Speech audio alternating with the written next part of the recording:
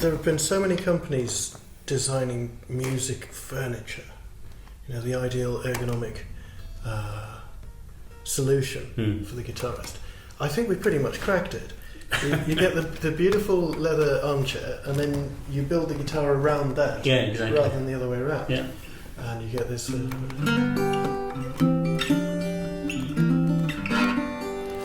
You don't even need to get up; it stays there. Yeah, exactly. I was thinking of putting a hinge on it, so it just pivots like a school desk. It'd be like that, couldn't it? It'd be like electronic. That's everything we've ever needed. Yeah, exactly. And a little teetering. John, we've got guests. All right. Hello, it's Michael Watts here, and today I'm in London with my dear friend, the author John Stubbings. It's been an interesting week, actually. This week I released a video featuring a guitar made by Irvin Samoji, which has real human teeth embedded in it. Not the sort of thing you'd see in the Martin factory, is it? Also this week, Gibson revealed that back in 1964 they invented the soundboard. So, strange times, and in times like this I tend to seek refuge in the company of like-minded people, and John is very much one of those. Today we're looking at a variety of beautiful small-bodied instruments, 12 fretters, 14 fretters, vintage, handmade, luthier built, all sorts of good stuff. And of course, I couldn't really do this video without mentioning your book. Yes, exactly. That's very good. John wrote a book, and it's called The Devil Is In It. He said reaching down. Have you got one? I see myself. I have one of the few copies that's left. Genuinely one of the few copies. Wow, isn't it gorgeous? It's a beautiful piece of work. I'm not just saying that because I'm in it. But towards the back, oh yeah, absolutely. You're not looking for your own picture, are you? No, of course not. On page 329. No. Well, it's towards the back. It's towards the denouement.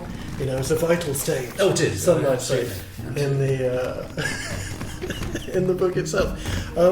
When we first met, you were putting together the initial ideas of that book.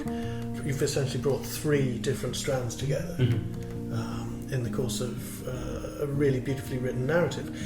But today we're here to look at the instruments themselves, and I understand that right here at the back is essentially a guitar that pretty much started it off for you. Yes.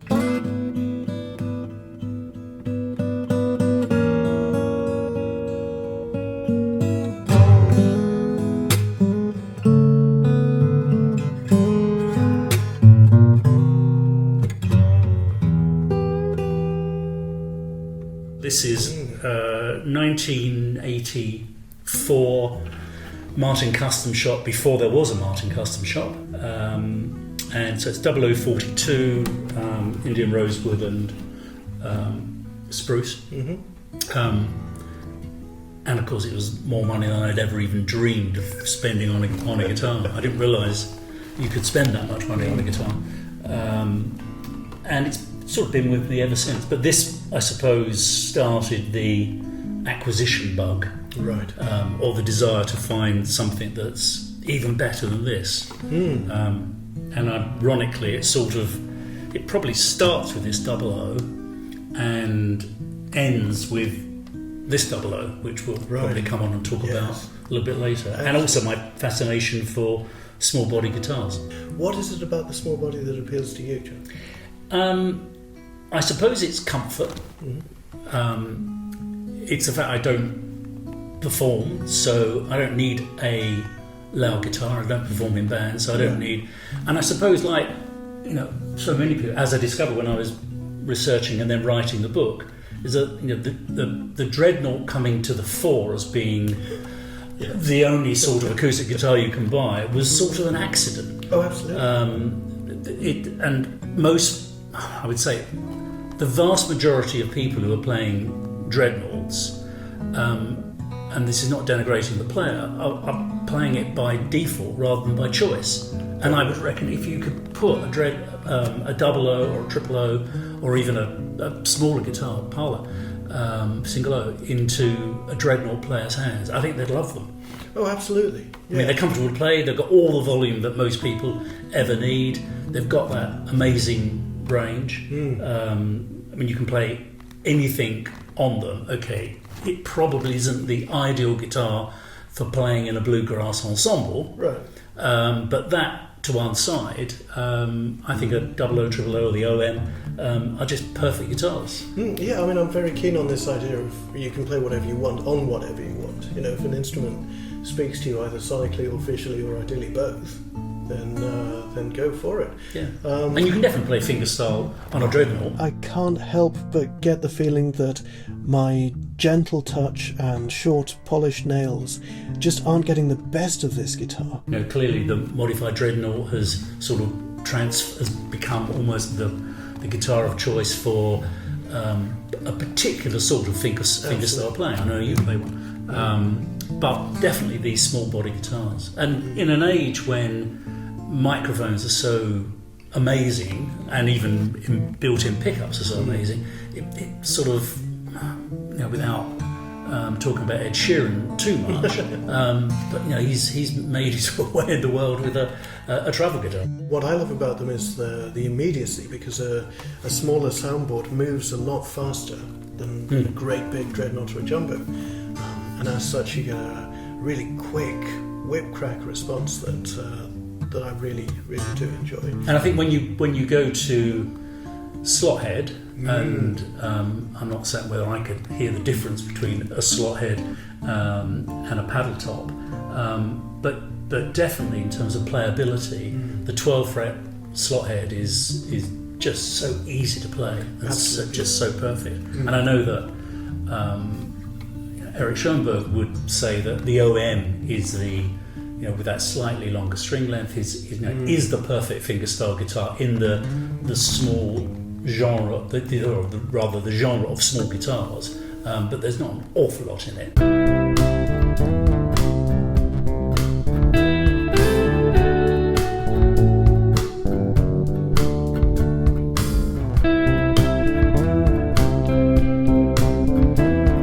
That is, as you said, before the Martin Company had a custom shop. That was a custom build for you. Yeah, and also in sort of true to form, they weren't trying to necessarily play homage to their history. So the thing that's always annoyed me, well, once I knew about it, the thing that always annoyed me about the guitar was the fact that the slot heads weren't squared off slots, they were rounded slots. Rounded, yes. Which was sort of the... Oh, that must be awful. Yeah, it is. I do. I mean, seriously, I do actually occasionally lie awake and think about it. I even looked at, should I get this modified so it actually has a squared off slot head? But of course, at the time that this was made in the 80s, Martin were not particularly good keepers of their own history, and so this effectively was a sort of innovation in the 60s. Everything else about it is sort of pretty accurate as a nod to their golden era or pre-war guitars, but you know, in an ideal world this should actually have squared off slots. Well, you mustn't take it too personally. Well, the very interesting thing is this is a new bridge, and when I had it replaced, the old bridge had actually come off, parted where it's anything that's gone wrong with the guitar. It's been refretted, I think, once, and Celine Camerling, who was the repair lady I was using, who's absolutely wonderful, she said, of course it is the wrong, she's French, so I worked with a French accent, said this is entirely the wrong bridge. And her point, what she meant, I thought, God, should it be a different shape? And she said, well, no, it's when they were making these bridges, it was all rounded off because the former they used to actually guide round, to do the routing, had become so worn that these pyramid bridges were no longer pyramids, they were just sort of little bumps. And exactly the same with the top here. The only reason that they gradually, the top, the headstocks of Martins became rounded, and we'll look at sort of one made in 1955, which has got even more of a rounded head, is that the former that they used to actually do the cutting just had got worn over the years, and they never replaced it because it was such a small little change that, but if you looked at the change from 1940 to 1955 and then 1980, it's particularly pronounced in the 60s, Martin, isn't it? Absolutely, those New Yorkers and whatever, and that wasn't the way they were originally envisaged. So this has got sort of slightly sort of rounded tops. It doesn't make any difference, of course, but it does if you're a collector. Yes. And I'm not actually a collector. I just happen to have a collection of guitars, but it does become slightly irritating. Whereas modern Martins and the homages made by Thompson or others, or Slowbod are perfect renditions, because obviously they go back to their reference point of the guitars from 28, 29. The golden age of the triple O and the double O guitar.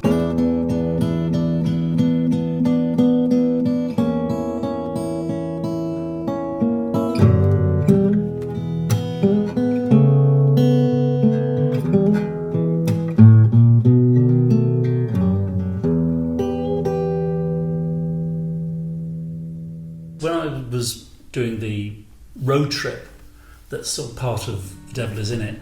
I started my, what was a 2-month solo road trip in New York, going to the Stations of the Cross of American guitar retailers. And as I got off the plane, I vowed I'm not going to buy a guitar, because I was going to be doing about 5,000 miles on the road, lots of hop on, hop off flights, and I didn't want the hassle of carrying around a guitar. I made that decision. And I held out a full 31 hours, I think, from the point of landing. And well done. Exactly, it was tough.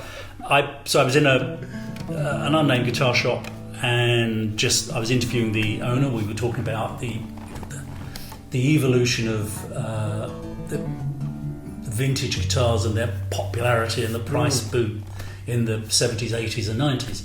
And I saw this guitar and I said, that's really nuts. And he said, it's a 1955 single 018, and he didn't know that that's my birth year, so immediately my ears were sort of like, So half an hour later, having played it, I walked out with this, with its original case. So 1955 single 018, cracking little guitar, got just about the right amount of wear. What was interesting is before I took it home to London, I thought I'd take it literally home, so I took it to my trip to Nazareth. Oh yes, of course. And where I was interviewing Dick Bowick, who was then still at Martin, and the head of the museum, and the head of, he's done virtually every job at Martin. So I showed him this guitar. I said, it's lovely. Do you want one of the techs to have a look at it? Just check it over. I said, that'd be great.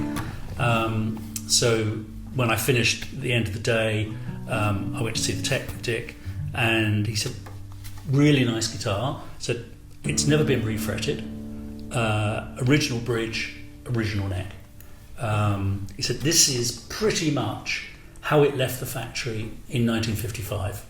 Dick then took me to the old North Street factory, which at the time, I think it's becoming a museum, but it is the original factory where, near to the Martin house, where they were building guitars, from about, I think North Street was probably built in about 1850, and gradually expanded. Good God. And the workshop is still there, and he said, this is one of these 6 benches, is probably will have been where your guitar was made back in 1955.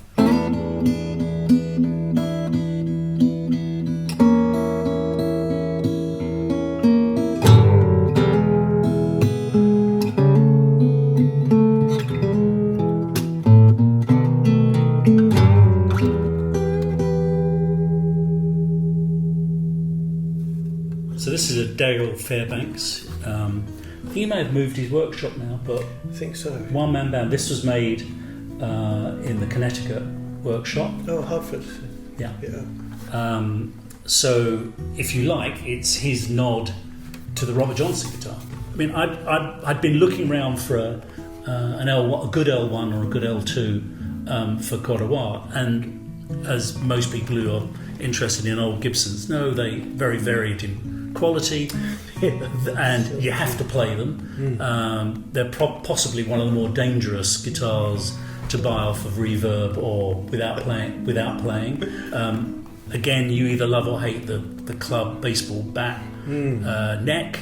They're quite heavy. They can be horrible beasts, or they can be absolutely fantastic. Well, exactly. He's not pretending that it's a Gibson. Obviously, Fairbanks is on the headstock, and there are a few things which are non-authentic Gibson. It wouldn't be, how. I mean, it's X-braced. It's not leather braced, but it's beautifully made, and they're stunning guitars. And he's now got a whole range of Gibson. I don't know. It's unfair to say the facsimiles are not really. No, they're not. I mean, they take a certain amount of inspiration from the original designs in the same way that someone like Dana Bourgeois takes inspiration from the original Martin. Yes, but absolutely.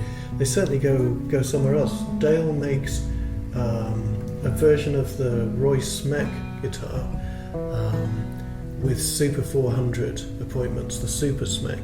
I think he's made a couple of them. A friend of mine has one on order at the moment. It's not a demure instrument, it's not subtle, but I really want one. Yeah. As a take or homage on the Gibson style of 12 fret small body guitar, that's I think what Fairbanks is making are absolutely sensational. Beautiful guitars.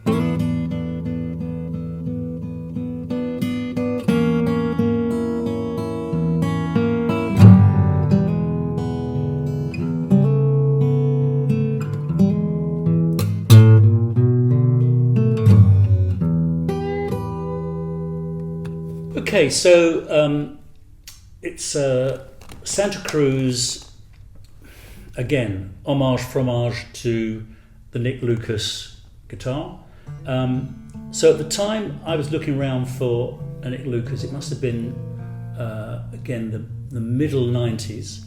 And if you could find a decent original Gibson Nick Lucas, they were already up to $20,000, way out of my price range. And I suppose I got to thinking that I knew that Nick Lucas's were equally variable in quality. So you could hunt around, find one that you could afford, and realise the only reason you could afford it was because it's a dog. So I spoke to Richard Hoover, and he agreed that he would make a version of the H Santa Cruz guitar as a Nick Lucas nod. Obviously, he's not pretending it's a Nick Lucas, so the Santa Cruz logo's on it. So that's a beautiful maple back and sides, Adirondack top, but with the fretboard inlays and the fleur-de-lis on the headstock. I was very lucky. I think when I spoke to Richard Hoover a few years ago and said, do you remember the Nick Lucas you made? He said, yeah. Would you make one now? I said, probably not. We probably wouldn't make a sort of as close a copy of a Nick Lucas. I mean, clearly the H is inspired by the Gibson Nick Lucas, but it's just a beautiful guitar. Fantastic work they did in terms of sunburst, the very typical Lucas style small burst, and just great woods. I remember seeing photos of it before it had its spray, and it's just magnificent wood. It was almost a shame to have it bursted, if that's the term. But it does look great, and it's just a great player as well.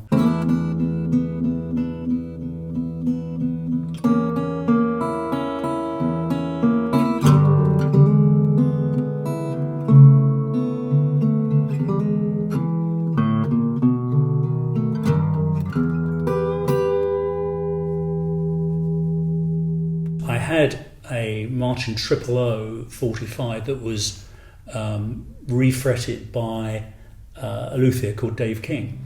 Yes. And I remember taking it in to his workshop, which was then in Denmark Street, and he must have had about 100 guitars in cases, and I thought the refret was going to probably take, and a little bit of adjustment I think I needed to the guitar.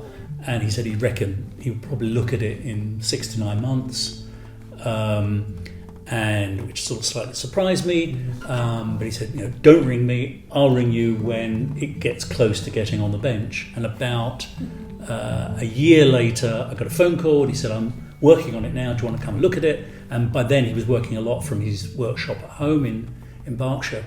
And while he was just doing the finishing touches to it, I saw these 2 guitars sitting in the corner, no logo on the headstock, and I played them. Absolutely fantastic piano-like sound. Hey, who are these? And they're the guitars that he makes. So I decided to talk to David about making me a Parliament-sized guitar, and the opportunity to have something that was sort of bespoke.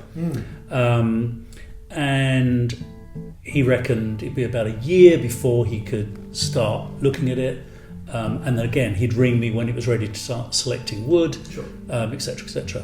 And I think I was waiting 8 years later, and lots of things had got in the way, not least because what we decided I wanted him to build was a very complex guitar.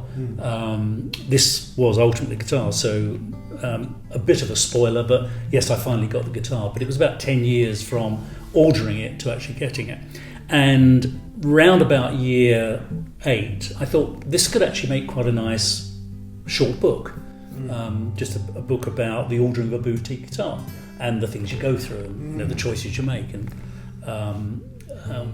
when you can have virtually everything, including, you could have a square guitar or whatever, you rely a lot on the luthier to say, a bit like a tailor, a good tailor. Yes, we could put 16 buttons on the cuff, and you could have 4 vents in the back, and you certainly could have puce lining, but I think Sir might prefer something. Yes, exactly. Having done a bit more research, that book then turned into The Devil Is In It, a story of love, obsession, and the American acoustic guitar. So ironically, the guitar that is at the centre of the book is a British, English-made acoustic guitar. That's true. But, as I discovered, whilst the Spanish and European guitars were an important influence on the development of the acoustic guitar, there is no doubt that the steel-strung flat-top acoustic guitar is an American invention. So the book became the episodic story of the making or the not making of this guitar. Yes.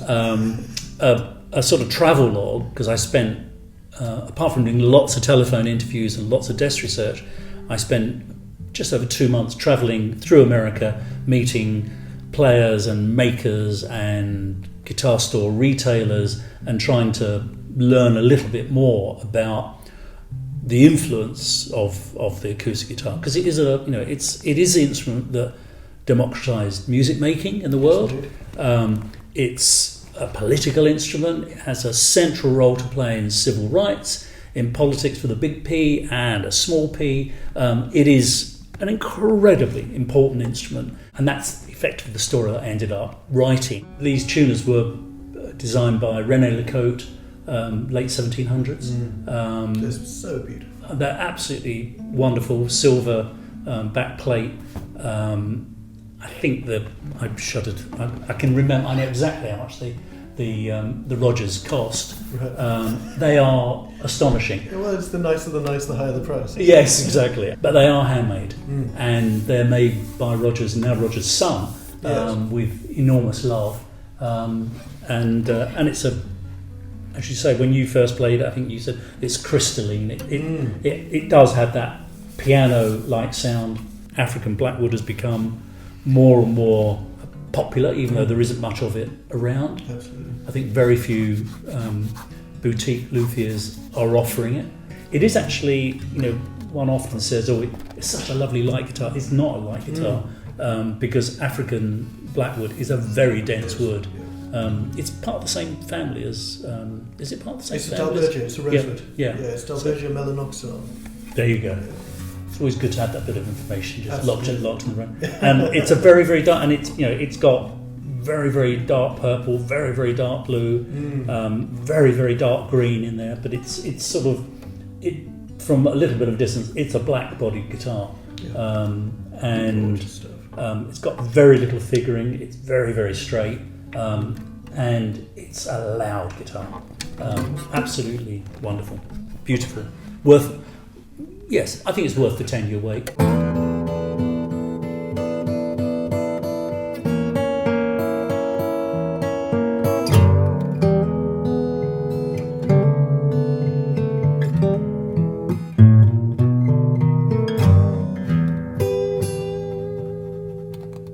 This is probably full circle.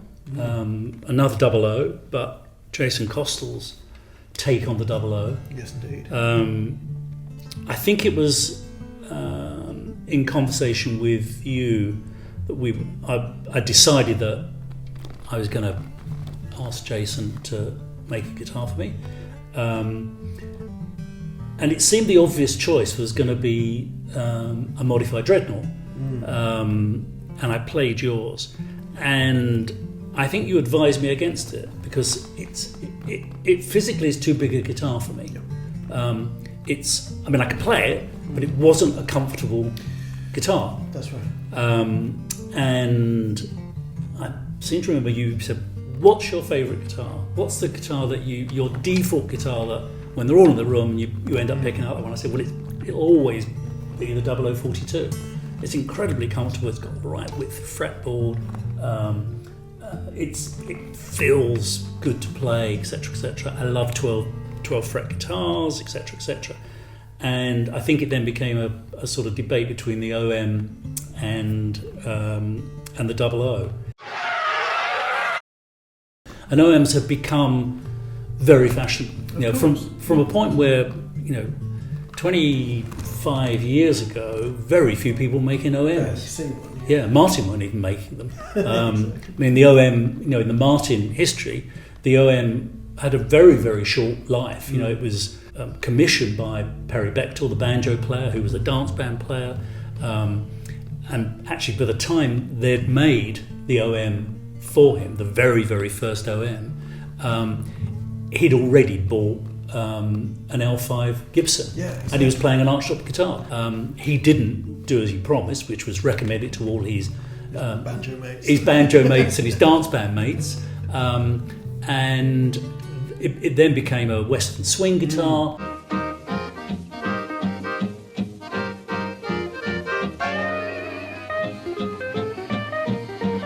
And certainly the Sproncy models, the 45s and 40s, were flashy enough for those Western swing players, Roy Rogers, etc.